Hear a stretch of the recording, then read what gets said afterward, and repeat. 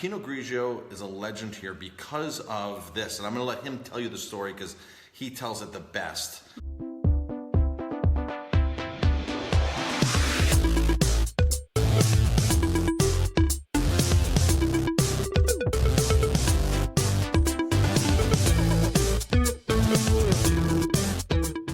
Hello, Facebook Live and YouTube, depending upon how you're seeing this. We are just on the foot of the Dolomite Mountains. It is beautiful outside. We wish we were outside, but it's cold. And very windy. Very windy. And you can see the snow is just right there. The Dolomites are covered with snow, and they look pretty down. The snow looks pretty down. It's really windy here. They're known for their wind in this region. Just down the road is San Daniele Prosciutto, and one of their claims to fame is the wind that comes off the mountains helps air dry their prosciutto differently than Parma, and we're gonna go check that out in a couple of hours from now. And then we're going to check out Parma in 2 days from now. So we're going to check out both of the iconic prosciuttos of Italy here. Really a fun tour that we've been on. It's been amazing. As you know, we've taken 20 people with us. They're back in New York now because their portion of the trip is over. But we're researching for next time. Where can we go next time? What can we do? What can we show you? Where can we take you? But I've got to tell you, we're in a vineyard called Russolo right now. And there's Reno, the family, one of the family members who makes wine here, comes to the New York market to visit us, and they have an amazing Pinot Grigio here that is very, it's a legend. The Pinot Grigio is a legend here because of this, and I'm going to let him tell you the story because he tells it the best. And it's an amazing story. It'll make you want to drink Pinot Grigio, because I know a lot of people say, I don't drink Pinot Grigio.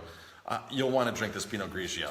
So, yeah, I like to say that the Pinot Grigio is for us a part of the story of my family, because the story of the Italian Pinot Grigio started in 1961.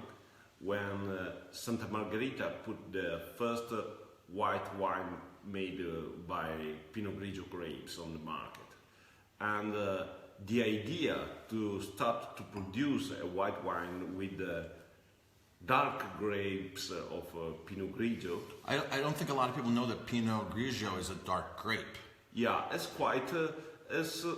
really similar to a red variety. Right. And they used to cut Pinot Grigio with Pinot Noir, correct?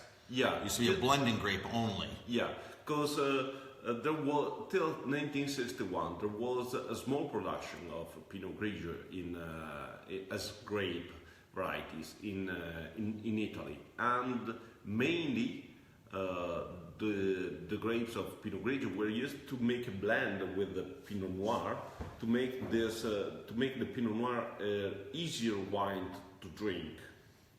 But in 1961, the enologist of Santa Margherita had the idea to start to make a white wine with the grapes of Pinot Grigio, pressing the grapes immediately after the picking up, and in this way the wines came without color, so a white wine. And the idea of make this fresh, fruity white wine was an idea of my grandfather, that he was in that period the technical director of Santa Margherita. So for me, the Pinot Grigio is not only one of the most important white wines from Italy, but it's also a part of my family story. That's amazing, folks. So Pinot Grigio, his grandfather basically was given the challenge from Santa Margherita to make a wine for the evolving wine market. Yeah. And nobody had ever thought of making a white Pinot Grigio before, because again, it was a blending grape and it's a red skin. It's a darker grape, so you blended it. There wasn't that much in growing in the vineyards anywhere. And his grandfather came up with that idea.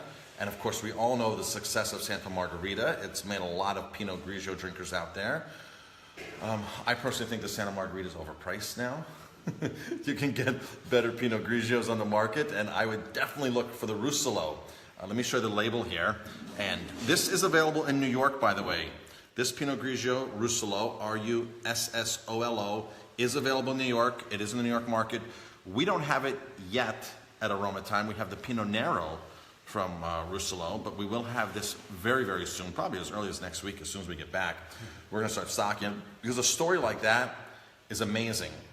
It's just, you know, this is, his grandfather created a legend here in the wine world to come up with that. There's very seldom do you break through with a product that changes or revolutionizes an industry. And in the wine world, there's no new grapes coming out there besides a couple hybrids that some places do, like New York Cornell comes up with some hybrids.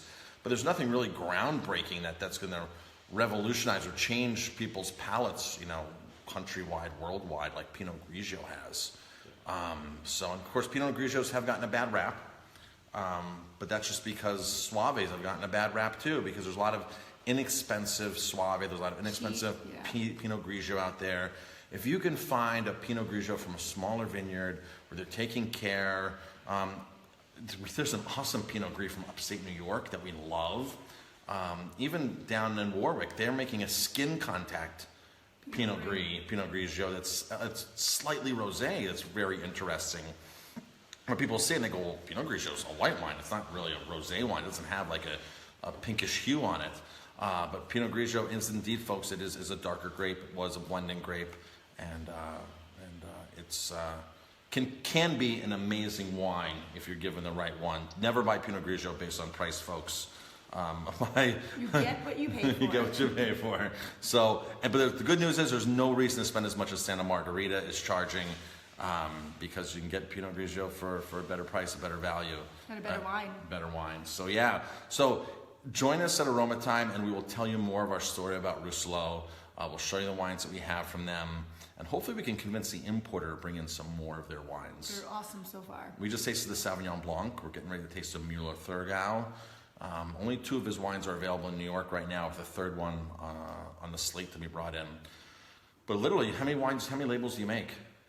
How many different wine labels? Different, about 22. 22? Yeah, because we are a small winery, but for each variety, each vineyard, we are used to make a different vinification. So for us, it's not a problem, because we are used to work in a special way for each different wines. Mm-hmm. Now the soil here is super interesting, because the Dolomites are right there, and we crossed a couple different riverbeds. Most riverbeds are indeed just a bed. There's no water running through them. I guess during parts of the year that riverbed fills up with the snow runoff, and maybe a rainier season, I'm imagining. But the whole landscape here is pebbles.